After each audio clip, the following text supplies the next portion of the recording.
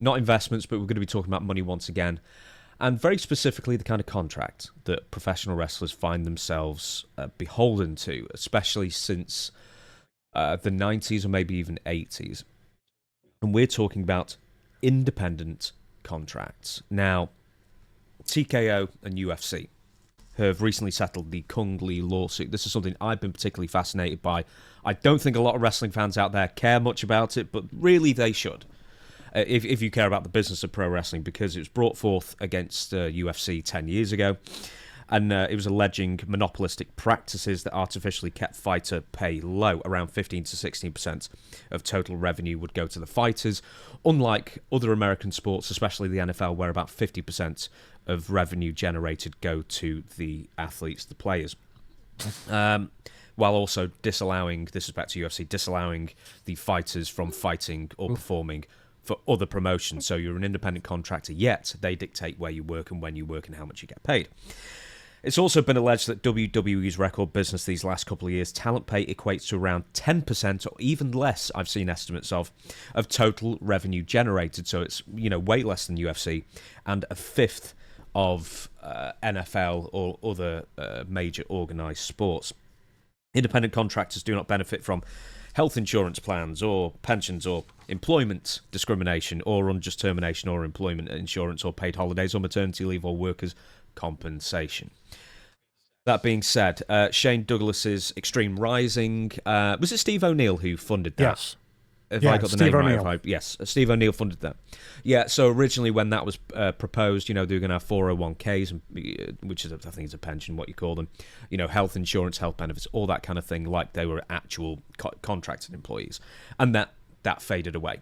And then a few years ago, 5 years ago, 6 years ago, AEW said the same thing. Oh, we're going to have health insurance and blah blah blah, making all these promises, and also Brandy Rhodes was quoted at the time, Cody Rhodes' wife, saying that women would be paid equal to men, which of course once again hasn't happened because it's a meritocracy. Basically, you get paid what they think you will draw, and apart from Mercedes Moné, who I believe makes 7 figures a year, no other woman in the company does. Maybe Britt Baker, but my guess would be doesn't. That being said, independent contractors, there are 20 factors used to evaluate the right to control and the validity of independent contractor classifications. WWE, I believe, fail a couple of these. And before we get to this list, what do you want to say about independent contractors before you go through all of this? Well, I think the title you have in bold here, independent contractor, and for people on Patreon, you get the show notes as well. You put BS next to that. Of course, it's BS. Absolute BS. There's 19 or 20 factors. I think WWE, AEW, TNA, they all fail like a lot of these, and they're major ones. And I think the analogy is that people use, another type of independent contractor would be like a painter to paint your house, a carpenter, a contractor, a lawn service, whatever. These are the people that say, okay, I have this job here, but I also have this job here that pays more. I'm going to do that job, then I'll come back and do your. A true independent contractor can choose their work, and we'll get into all this, but the first one here, let's go right into this because I believe this is something that right away, like these are glaringly on the side of employee and not independent contractor when you look especially at WWE. So I'll read the first one. Level of instruction. If the company directs when, where, and how work is done, this control indicates a possible employment relationship. Well, they tell you where to be booked, when to be booked, when to show up, how long you have to stay, how to do your match, who's winning, who's losing, and they even have an agent that tells you what moves to do and what moves not to do. Am I off base with that? You're being instructed. You're rehearsing these, you're choreographed, and you're told exactly, here's where you have to be, here's your schedule. And if you say, well, no, I got to work another show where I'm making more money, you're gone. Or you're paid for your misery because you're going to be put in a spot that's very embarrassing. I'll let you take the next one. Amount of training. Requesting workers to undergo company-provided training suggests an employment relationship since the company is directing the methods by which work is accomplished. WWE, I believe, has a training performance center. don't they? Correct. And with that, when you're getting back into ring shape, what do? They send you down to train. They send you down to get back in shape. They also send people down that might not be performing up to standards, which their standards have dropped from what we talked about with the Nia and Naomi stuff and Bailey. But when I'm looking at that, you're required to go there. Or there were times I had to go to developmental on my own dime to help out because they had nothing for me. It was my only choice.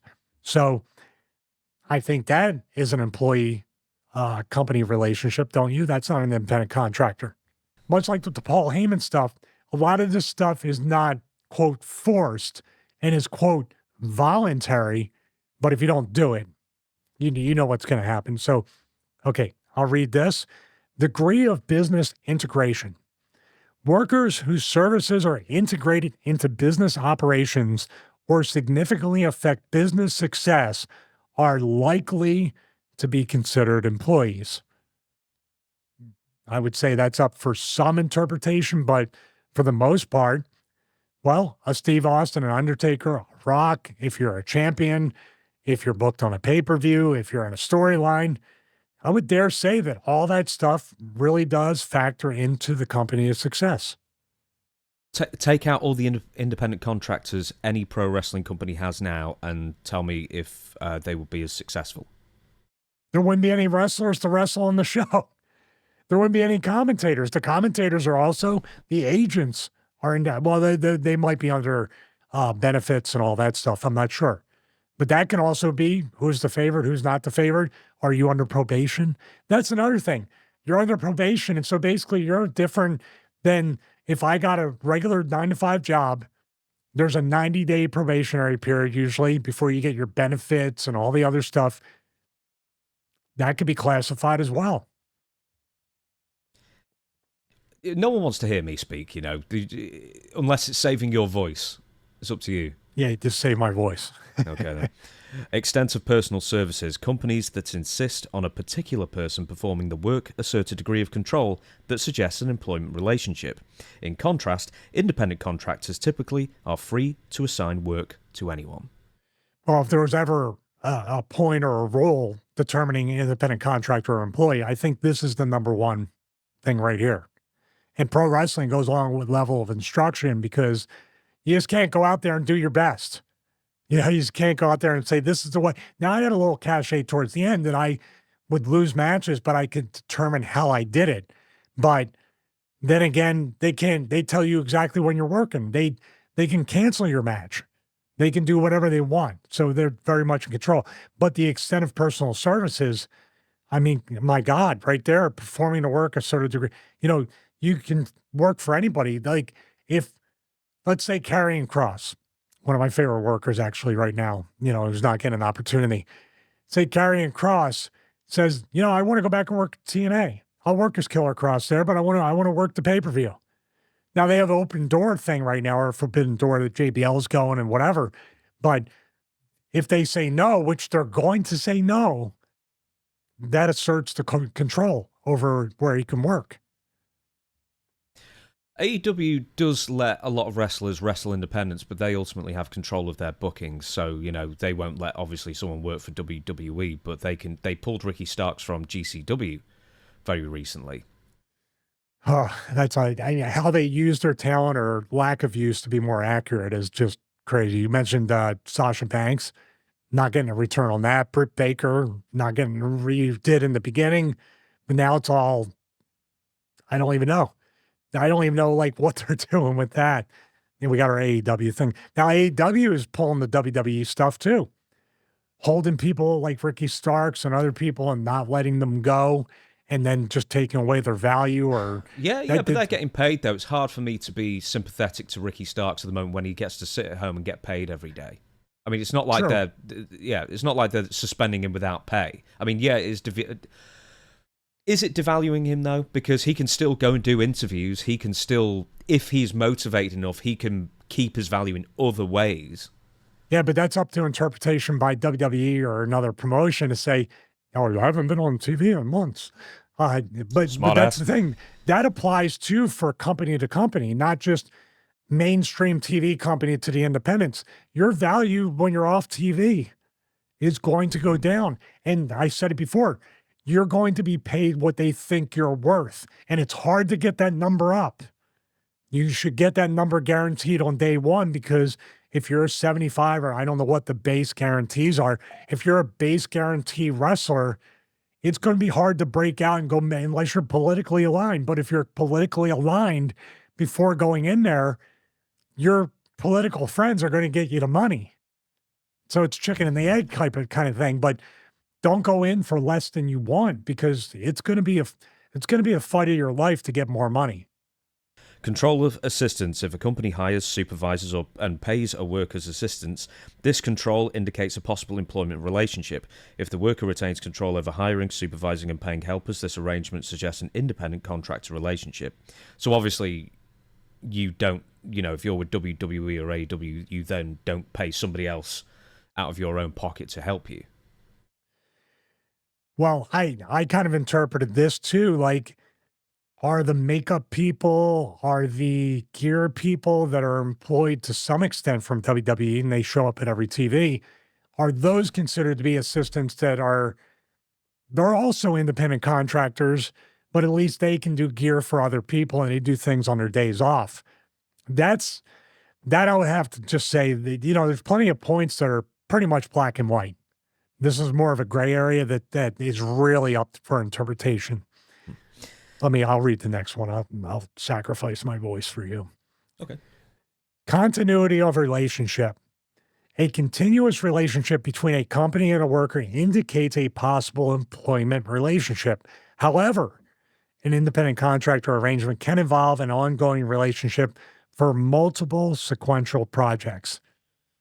That's a 50-50 right there. I don't know. I do not know.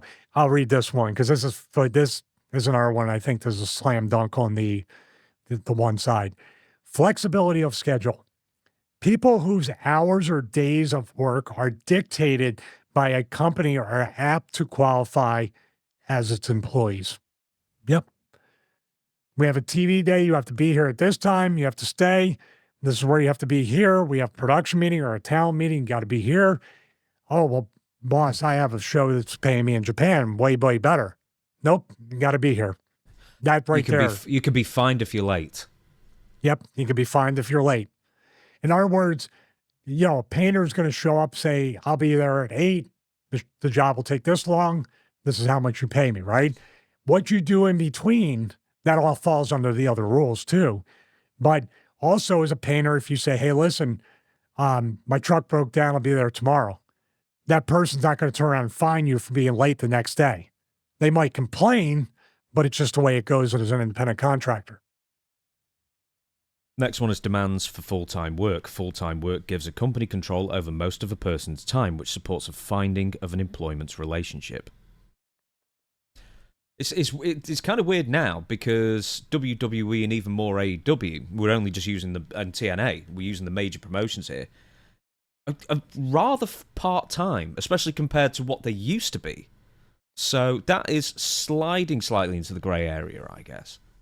Well, the thing is, and I'll speak on my TNA is always going to be TNA when it comes to budgets and talents and booking and all that stuff. They never got a hold of that in a good way. But I remember telling Dixie Carter when we were negotiating our TNA episode, future episode, drink, when I told her and she was shocked because of the pay and the amount of work and it wasn't enough. And I said, Dixie, do you know what I do when I leave pay-per-views and TVs here? Do you know what I do? No, I don't. I look for a job. I interview for jobs. You mean a part-time job? No. This is the part-time job. That's going to be the full-time job. Not enough bookings, not enough money, not often enough to do anything. And she looked shocked. And I think that's the way the company looks at it, because to them, it's their entire life. It is a full-time thing. It's 24/7. They don't realize that they're only running tapings once every 3 weeks, pay-per-view once a month. It's not enough to live on. Some guys, again, it's great. You got guys like Kurt Angle, Booker T, Rob Van Dam, Hulk Hogan, Bischoff. There's people that say, yeah, 3 times a month. That's awesome. I'd be like that. Part-time work for full-time pay instead of full-time work for part-time pay. So TNA could be considered to be, a lot of times in that early day, they can be considered to be a company with employees because a lot of people didn't work anywhere else.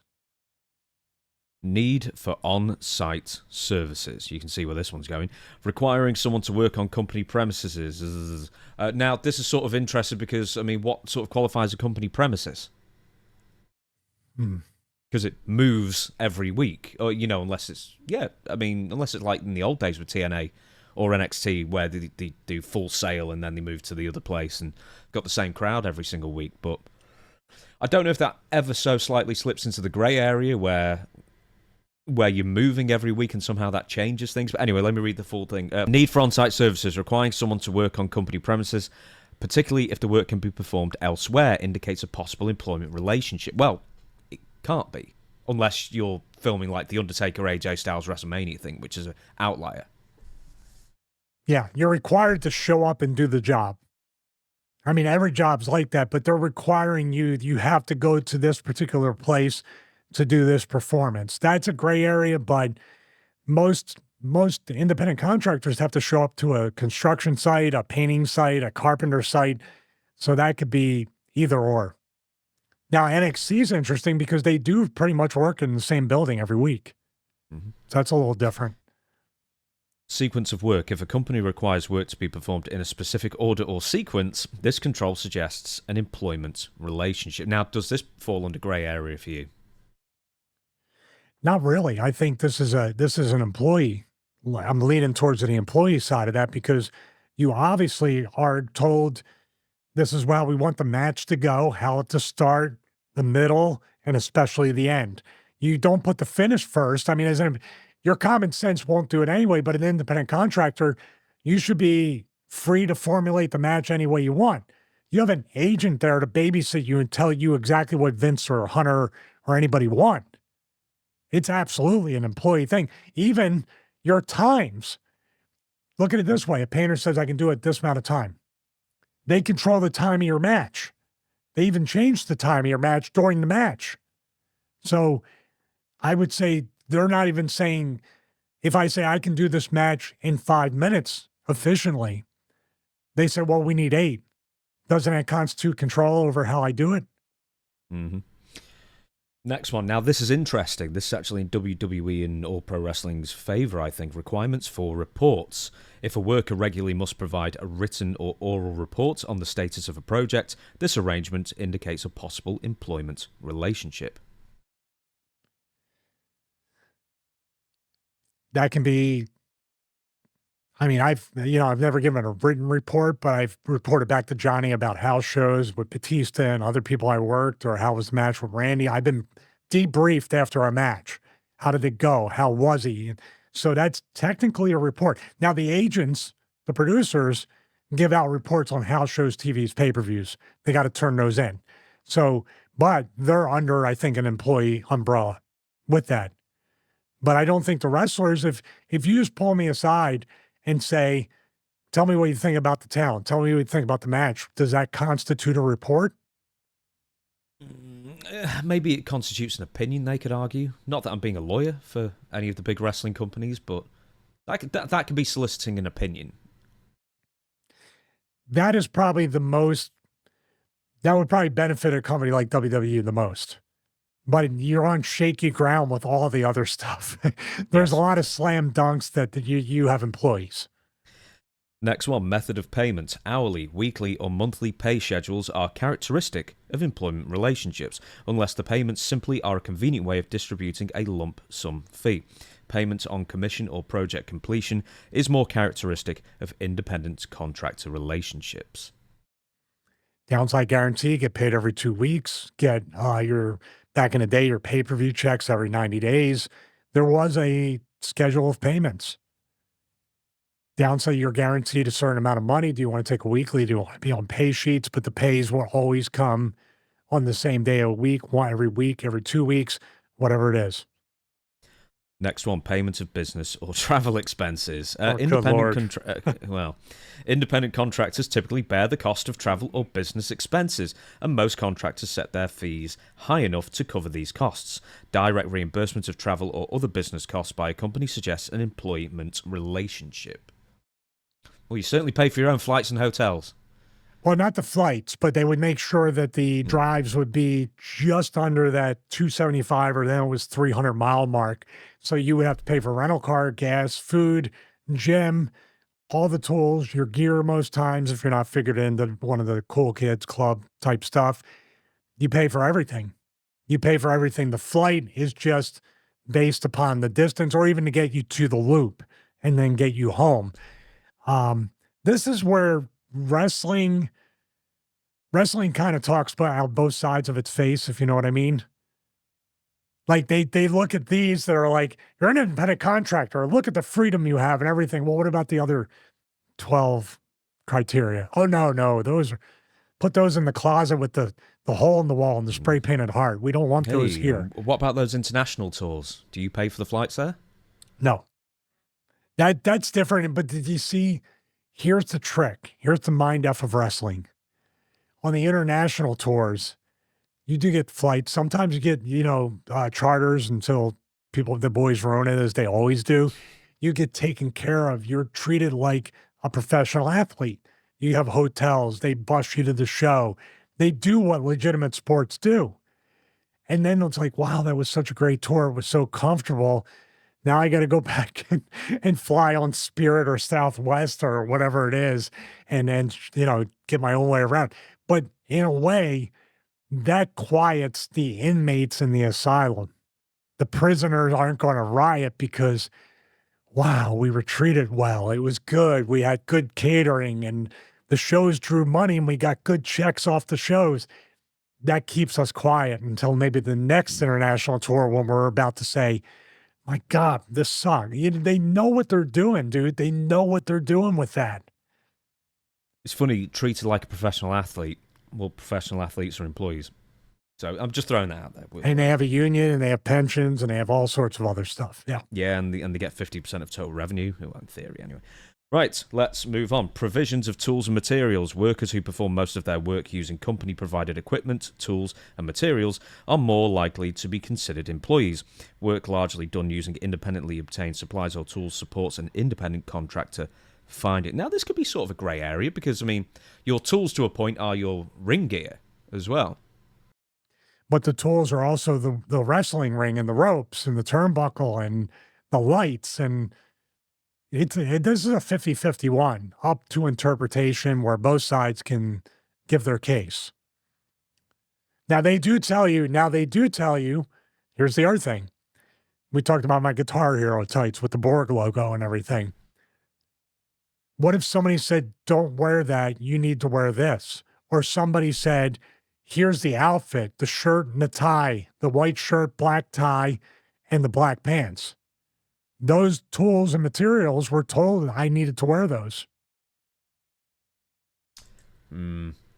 Or a dress that one time. Thank you, son of a bitch. Future episode.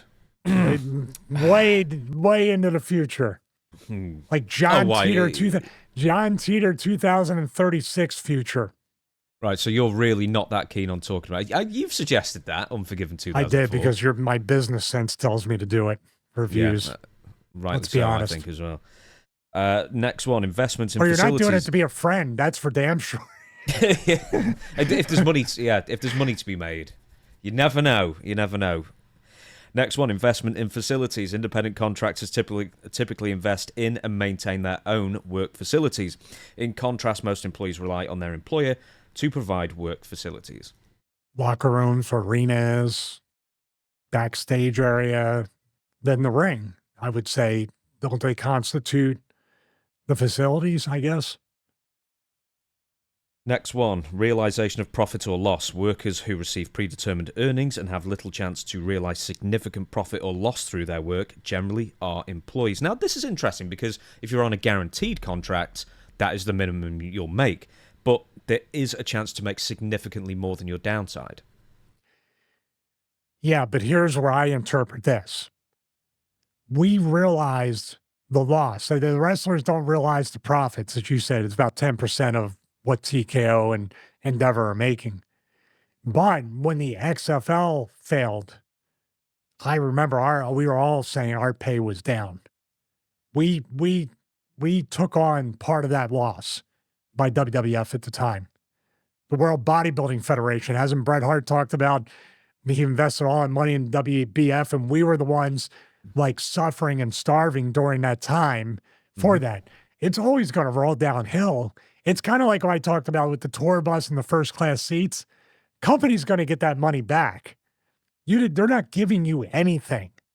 And much like this, the profits, they might share a little bit of the profits, but I think they share or they incur or make you incur a lot more of the losses. But that's the wrestling business or business in general.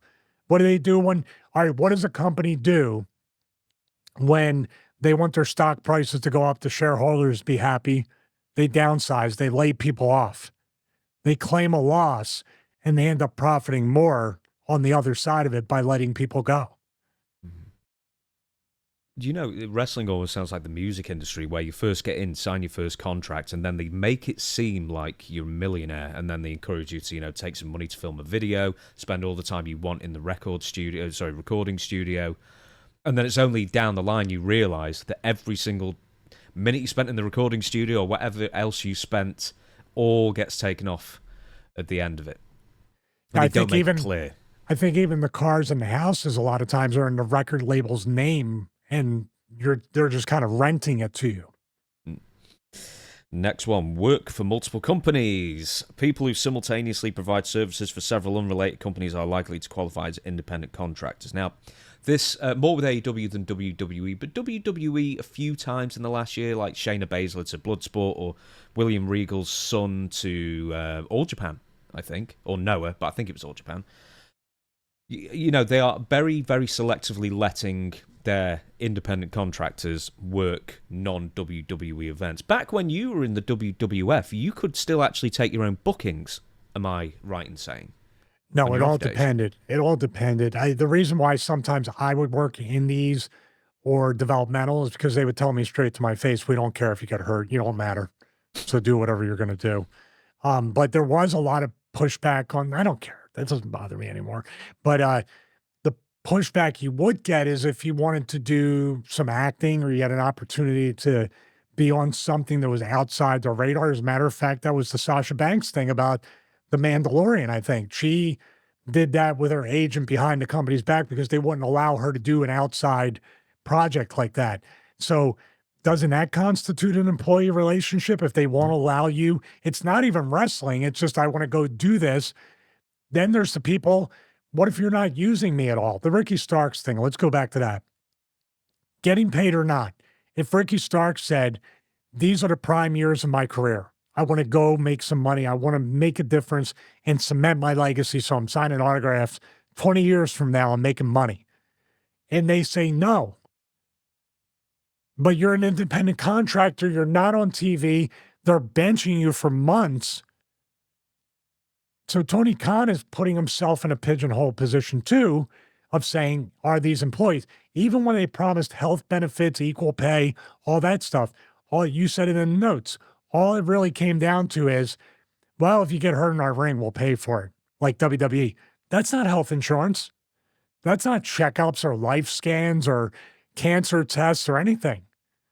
So you're an independent contractor of wrestling companies whenever they don't want to dish out money like you're an employee. But if they want to control you, you're an employee. Now, I don't know what AEW does as far as like health screenings or stuff like that. I know WWE can be fairly thorough, especially at the beginning when you sign with them as well. So, but I don't know AEW's situation. We've only got 3 But more it's their to go choice. through. It's not a law or a rule. Yeah. They can be discretionary with you matter, you don't matter. So 3 more to go through. Availability to public. If a worker regularly makes services available to the general public, this supports an independent contractor determination. It's tough. You're a performer. You're performing for the public, but you wouldn't have that stage to perform on without the actual company. Mm. That's a weird one. That's I'm looking at that availability to public. I don't understand that. Maybe it's because your clients are varied that you go to. Like use the painter analogy. I'm painting their house. You can't tell me to paint, not to paint another house because I'm available to the general public. Control over discharge, and that's not a medical issue, by the way. Control over discharge. A company's unilateral right to discharge a worker suggests an employment relationship. In contrast, a company's ability to terminate independent contractor relationships generally depends on contract terms. So let's read that first sentence again. A company's unilateral right to discharge a worker suggests an employment relationship. Well, I mean, you can ask for your release like Ricky Starks or somebody else, and they'll say no. So isn't that right there? Mm-hmm. Hey, but we let you go, Steve. You're always welcome back. Hey, but they can get rid of you anytime you want, regardless of the contract you've signed. I don't know anyone, apart from maybe a Hulk Hogan, maybe, who had a no-cut contract in wrestling. Well, at the end of WCW, like the Goldbergs and other people had the no-cut contract, yeah, the they had Time to Warner turn it. deal. But they were not wrestling contracts. They were media contracts, I guess, right? Exactly. Last one, right, and this sort of goes on the same thing. Right of termination. Most employees unilaterally can terminate their work for a company without liability. Independent contractors cannot terminate services without liability, except as allowed under their contracts. The interpretation, and this is a good segue because I think the number one thing, and they're trying to make it illegal on all fronts, the non-compete clause. Mm-hmm.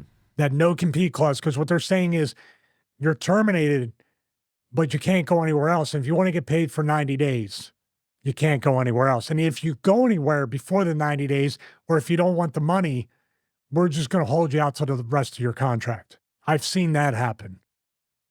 They kind of bully you into saying, and they shut you down for 3 months to sit there and devalue whatever impact you would have on another company.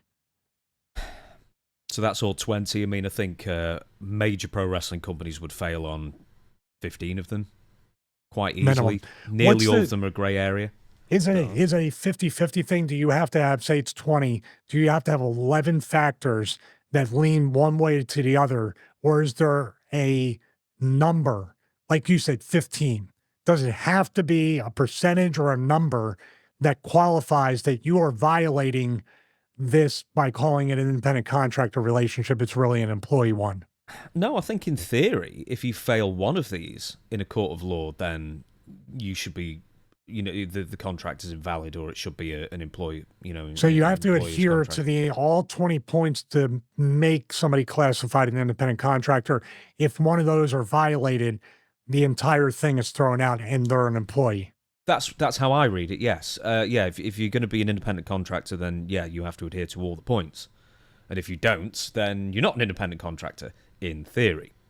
But as I say, no one has ever gone as far as to actually challenge WWE or AEW, or UFC was the closest, TKO, which obviously is now WWE, or WWE is one half of TKO, pretty much. That went 10 years through the court system. And then at the end of the day, they settled, because it's 10 years worth of work that has got to that point. And they made a very compelling argument. But the fact is that whether it's judge-led or jury decided, you never quite know how it's going to go.